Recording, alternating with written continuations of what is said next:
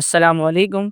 मैं हूँ आपका मेज़बान अनसुज़्ज़मान और आज हमारे साथ जो हमारी मेहमान हैं, वो हैं एंडोक्राइनोलॉजिस्ट डॉक्टर आकिबा सरफ़राज।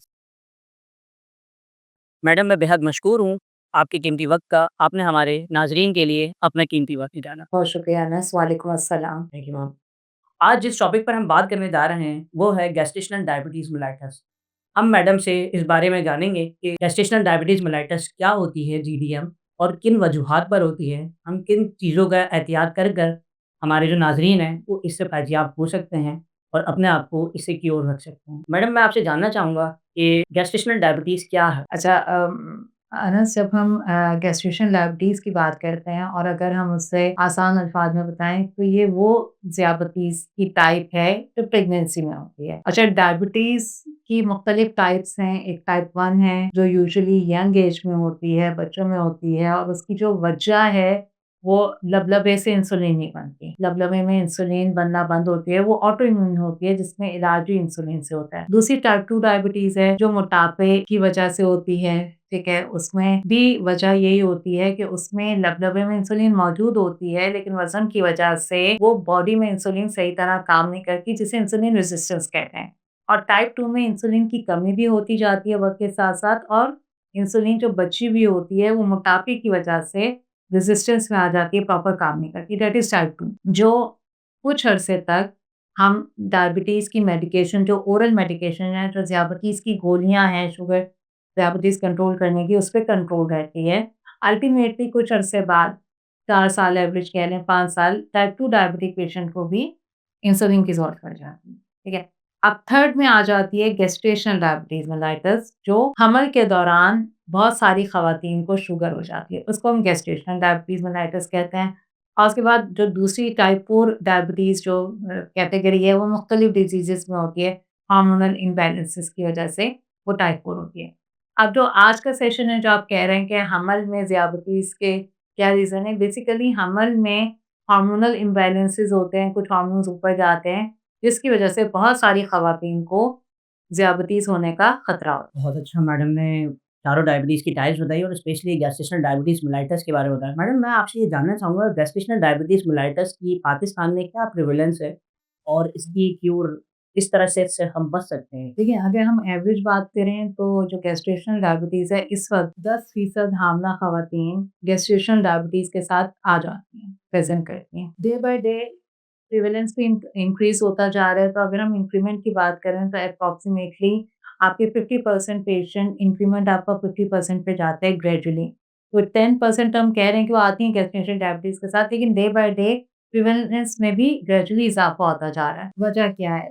वजह अगेन, जब हम बात करते हैं गेस्टेशन डायबिटीज़ की, अच्छा यहाँ पे मैं बहुत क्लियर कुछ चीज़ें कर दूँ नाज़रीन के लिए कि जो गेस्टेशन डायबिटीज़ मेलाइटस है, लोगों के ज़हन में ये बात है कि भाई ये हमल के दौरान डायबिटीज़ होगी। अब वो भले उनके ज़हन में होता है ये तो हमल के पहले महीने में है तब भी गेस्टेशनल है, हमल के दूसरे महीने में है तब भी गेस्टेशनल है। अगर हम ओवरऑल बात करें तो अगर किसी को हमल के तीसरे महीने से पहले-पहले डायबिटीज़ डायग्नोज़ हो जाती है, हमल के दौरान ही, लेकिन फर्स्ट 3 मंथ्स में, तो वहाँ पे हमें थोड़ा-सा ये अलर्ट होता है कि शायद वो पहले से डायबिटीज़ मौजूद है, पहले से शुगर है, जो पता नहीं चली, वो हमल के दौरान बढ़ के सामने आ गई। यूजुअली जो दौरान हमल ज़ियाबतीज़ है, जिसे हम गेस्टेशनल डायबिटीज़ कहते हैं, वो चौथे महीने से आना शुरू होती है। तो अगर शुरू को 3 महीने में आ गई है, तो वो फिर एक होता है कि शायद पहले से प्री डायबिटिक पेशेंट है या डायबिटीज़ रेंज में है, जो कि मिस हुआ। जो हमल के दौरान ज़ियाबतीज़ है, उसका प्रिवेलेंस क्यों बढ़ता जा रहा है? इसलिए कि इसमें वेरियस फैक्टर्स हैं। अगर हम वजूहात की बात करें, वजह है मोटापा, ओबेसिटी सबसे इम्पोर्टेंट वजह है। फिर कुछ पेशेंट्स हैं जो पॉलीसिस्टिक ओवरीज़ के होते हैं, वो भी एक polycystic ovaries is a term जिसमें आपका वज़न की वजह से साइकिल्स इर्रेगुलर होती हैं। बहुत सारी फीमेल्स पॉलीसिस्टिक ओवरीज़ में इंसुलिन रेजिस्टेंस के साथ आती हैं। वो हाई रिस्क होती हैं जिनको प्रेगनेंसी में जाके डायबिटीज़ हो जाती है।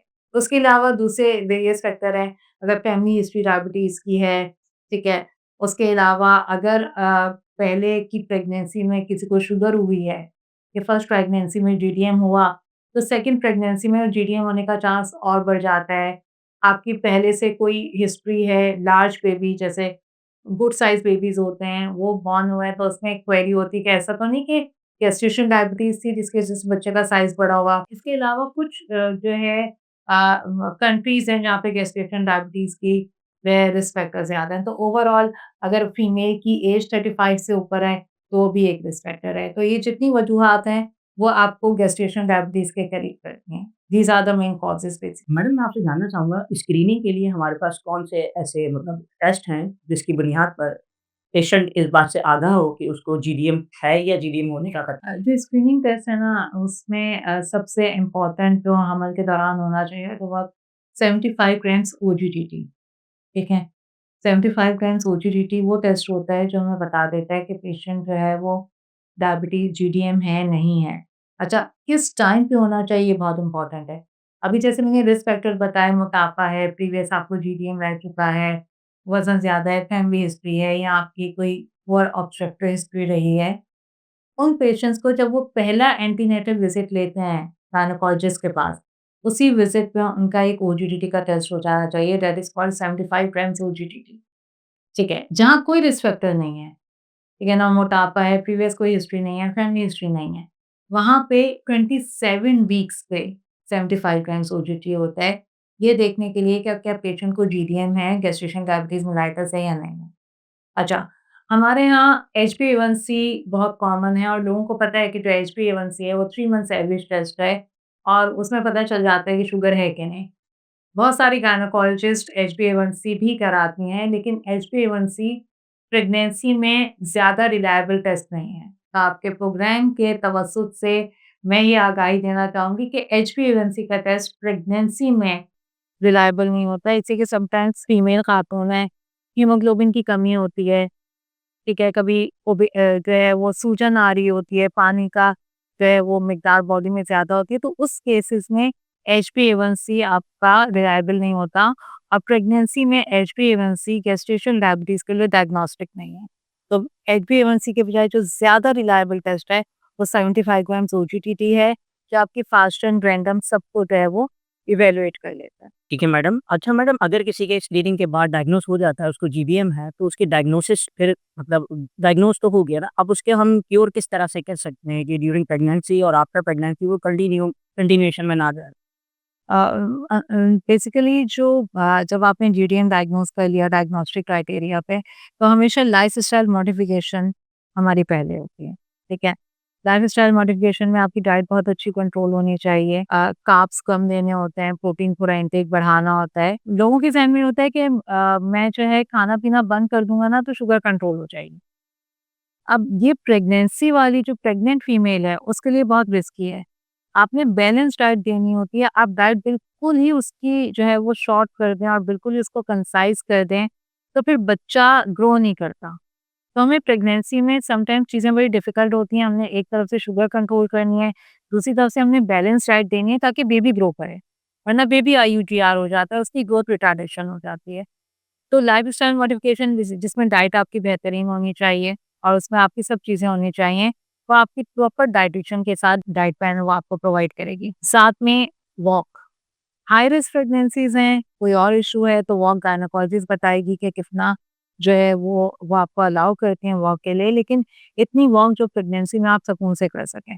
और थिर्डली मेडिकेशंस, अच्छा प्रेगनेंसी में भी सारी मेडिकेशन सेफ नहीं होती। Metformin is the only medication that is safe in pregnancy, जो आप जो है प्रेग्नेंट फीमेल को शुगर कंट्रोल करने के लिए दे सकते हैं। बाकी जो मेडिकेशंस हैं, उन पे मुख्तलिफ ओरल मेडिकेशंस हैं, जो अभी एफडीए अप्रूव्ड नहीं हैं। उन पे रिसर्चेज़ हो रही हैं कि क्या वो प्रेगनेंसी में देनी चाहिए कि नहीं देनी चाहिए, लेकिन still metformin is FDA approved, लेकिन उसके अलावा जितनी ओरल एंटी डायबिटिक ड्रग्स हैं, वो अभी एफडीए अप्रूव्ड नहीं है। Insulin is the safest medication to be given in pregnancy. तो जहाँ पे मेटफॉर्मिन पे पेशेंट की डायबिटीज़ कंट्रोल में नहीं होती, वहाँ पे insulin is the best medication to be given. कि मैम आपने माशाल्लाह बहुत अच्छा हमारे नाज़रीन के लिए तमाम चीज़ों को बताया कि किस तरह से स्क्रीनिंग टूल्स हैं और वो किस तरह से मैनेज कर सकते हैं। आपने इवन एक्सरसाइज़ का भी बताया। आपने मैम मैं थोड़ा-सा जानना चाहूँगा मैम डाइट का मरीज़ के लिए अगर उसको जीडीएम है तो एक आम ख़वातीन जिनको जीडीएम का मसला नहीं है, उनमें और एक जीडीएम वाली ख़वातीन में डाइट का क्या डिफरेंशिएट होना चाहिए? देखिए, आम ख़वातीन जिनमें जीडीएम नहीं है, वो तो फिर सब खा सकती जी हाँ। लेकिन मैं फिर भी वहाँ पे कहती हूँ कि डाइट बैलेंस होनी चाहिए प्रेगनेंसी में। और जो जीडीएम की पेशेंट है जिसको गेस्टेशनल डायबिटीज मेलाइटिस है, अगर मैं लेमैन में बात करूँ तो शायद आपके जो बेकरी आइटम्स हैं वो कट डाउन होने चाहिए, बिकॉज़ उसमें जो है वो आपका मैदे से बनी हुई चीज़ें होती हैं। Maida is a pure form of flour जो कि शुगर को यूँ रेज़ करता है। आपके फ्राइड आइटम्स, आपके deep fried items cut down होने चाहिए। बैलेंस डाइट में मुराद ये है कि आपके 6 मील्स कोशिश करें कि 6 मील्स हों और हर मील का पोर्शन कंट्रोल हो। हम सूप भी अलाउ करते हैं। बहुत लोगों के ज़हन में होता है कि मैं रोटी बंद कर दूँगी तो शुगर कंट्रोल हो जाएगी। वो ज़रा-सा गलत है। आपने कार्ब्स बंद नहीं करने हैं, आपने कार्ब्स को कम करना है, आपने प्रोटीन अच्छा लेना है, आपने सलाद अच्छा लेना है। तो ये डिफरेंट हैं जिसमें आपकी बैलेंस डाइट में आपकी ये सब चीज़ें आनी चाहिए। अच्छा डॉक्टर आकिबा, जिस तरह से आपने अभी बड़ा अच्छा-सा हमारे नाज़रीन के लिए बताई तमाम चीज़ें, मैं मैडम आपसे ये जानना चाहूँगा कि अगर कोई कॉम्प्लिकेशन है मरीज़ को और लेकिन वो कॉम्प्लिकेशन से बेहतर नहीं हो पा रहे हैं, तो क्या चीज़ें हम उनको मतलब आप बीइंग द डॉक्टर आप उनको सजेस्ट करते हैं कि वो ड्यूरिंग जीडीएम इन कॉम्प्लिकेशन से बचें, ताकि वो इन फ्यूचर मज़ीद कॉम्प्लिकेशन से बच सकें? अच्छा, बेसिकली जब आपकी शुगर कंट्रोल नहीं होती, अब हम एक लेमैन के लिए प्रोग्राम कर रहे हैं जो हमारे नाज़रीन भी देखेंगे, होनी कितनी चाहिए? शुगर आपकी प्रेगनेंसी में जो खाली पेट की शुगर है, जो निहार मुँह की शुगर है, जिसे हम फास्टिंग कहते हैं, that should be less than 95, ठीक है ना? 95 से नीचे होनी चाहिए। और जो खाने के 2 घंटे बाद शुगर है, भले वो ब्रेकफ़ास्ट के 2 घंटे बाद है, भले वो लंच के 2 घंटे बाद है या वो डिनर के 2 घंटे बाद है, वो 120 से नीचे होनी चाहिए। जब शुगर आपकी बढ़ती है और वो उससे बियॉन्ड जाती है, तो प्रेगनेंसी में ही कॉम्प्लिकेशंस आना शुरू हो जाती हैं, जिसमें सबसे जो कॉमन कॉम्प्लिकेशन है वो बच्चे का पानी बढ़ना शुरू हो जाता है, जिसे हम कहते हैं कि लाइगर। बच्चे की जो झिल्ली है उसमें पानी की मिकदार बढ़ जाती है। अब जो वो पानी की मिकदार बढ़ती है तो ज़ाहिर-सी बात है वो बच्चे के लिए अच्छी नहीं है। वो लाइगर ही बता देता है अल्ट्रासाउंड में कि शुगर अनकंट्रोल है। बहुत से पेशेंट जब अल्ट्रासाउंड के लिए जाते हैं, उनको नहीं पता होता कि वो डायबिटीज़ है, लेकिन जब वो लाइगर बढ़ा हुआ आता है या बच्चे का पानी बढ़ा हुआ आता है, तो फिर ज़हन में ख़्याल आता है कि शुगर तो नहीं है और फिर चेकिंग पे पता चलता है कि वो गेस्टेशनल डायबिटीज़ है।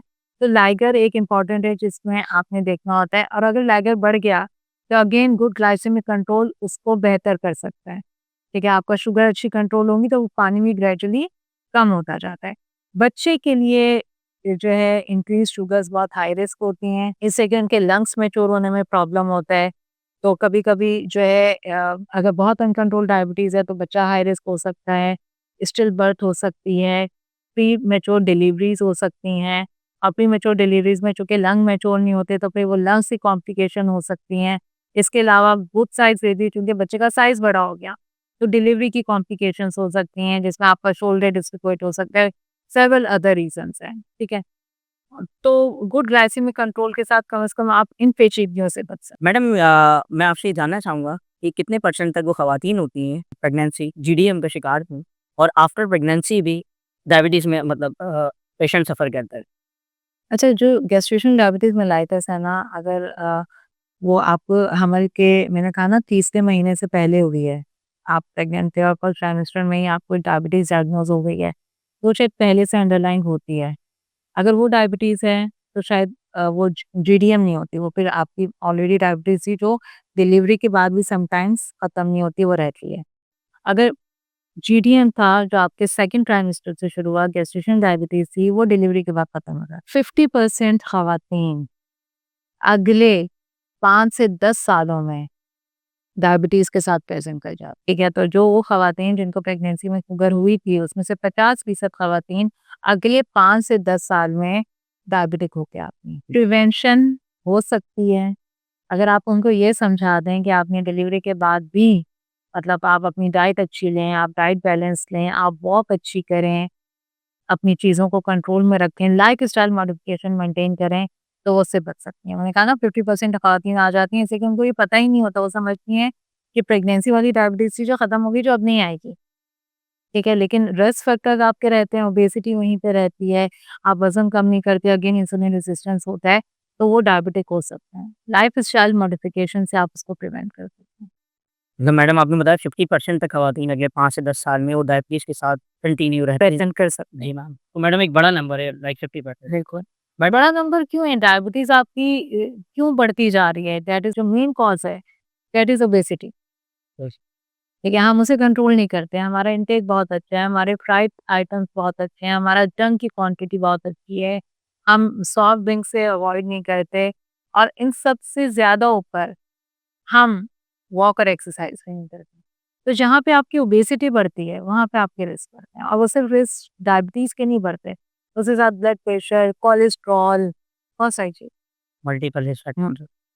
ठीक है मैम।